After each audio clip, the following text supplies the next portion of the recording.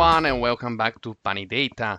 In today's video, I'll show you two ways of how to use thresholds in your calculations, and in our case it will be for calculating employees' bonuses based on their tenure in years. As usual, let's have a look at our data. We have our regular employees table that contains employees' emails, full names, phone, email, their yearly salary, starting date, and based on all these details, we will be calculating the tenure and the bonus. Now, let's calculate first the tenure. How we gonna do that? Well, using the yearFrac function and using the start date and today's date, we will have a result of what is the tenure of the employees in years. But as you can see, the result that we have is not in a whole number, it's in decimals. Therefore, we need to round this number up to a whole number. We'll do that using the function round down. Round down, then we will specify that we don't want any decimals.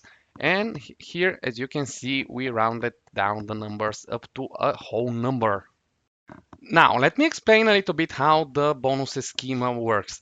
Every employee receives an annual bonus that is equal to one salary for every year of tenure in the company up to the fourth year. After the fourth year, it remains only 4 salaries per year.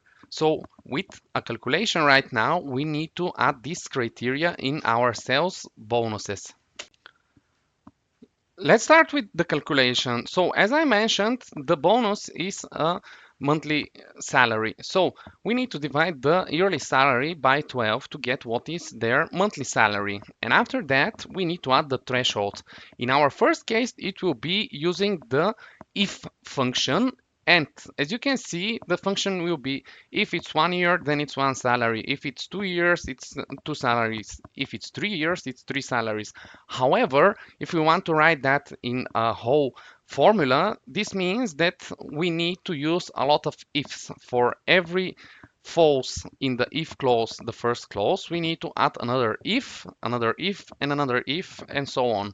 And obviously, when it comes to adding thresholds, we need to use as well the and in the if formula. So that would be if and the tenure is between two dates, then that would be the salaries. However, that would be too much writing, and believe me, it's not useful at all in this case particularly. I will stop writing down because otherwise I'll have to write 20 more rows, etc. And I can write like that until tomorrow. So I'll show you what the result will look like if we write it like this, but I'll show you in just a few seconds what is the alternative way to do that. To wrap up this example, I'll just do it with 1 and 2 years of tenure and leave it the rest empty. But however, we can continue writing until tomorrow. See, everything that's above 2 years of tenure, it's missing the bonus. But however, in our next example, you will see it.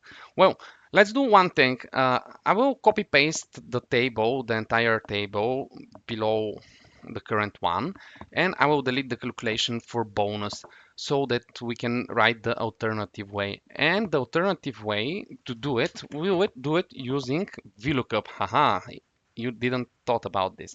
However, to Vlookup the values, we need first to know what are the years of tenure and what are the bonuses, the unique values in the table. So we'll use the unique function. Remember that this one is a dynamic function and you don't need to have any data in the column below, otherwise it won't work. So how does it work? We write unique, we select the column with the tenure, and there you go. We have all the distinct years. Then next to each year, we'll add the bonuses of monthly salaries that I mentioned in the beginning. So 1 is equal to 1, 2 is equal to 2, up to 4 years, it's like that. And after the fourth year, it remains 4 salaries. Now, using the VLOOKUP function, we'll basically look up how many salaries we need based on the criteria that I mentioned. As in the other example that I showed you, we divide the yearly salary by 12, and after that we multiply it by our function, which in this case is the VLOOKUP, and the value that we get from the VLOOKUP.